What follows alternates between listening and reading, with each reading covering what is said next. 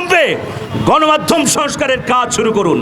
দুঃখিত, তথ্য উপদেষ্টা নাহিদ ইসলাম এবং সংস্কৃতি উপদেষ্টা অধ্যাপক ডক্টর আসিফ নজরুলের দৃষ্টি আকর্ষণ করছি, স্বেচ্ছাচারী নিয়োগ বন্ধ করুন অবিলম্বে।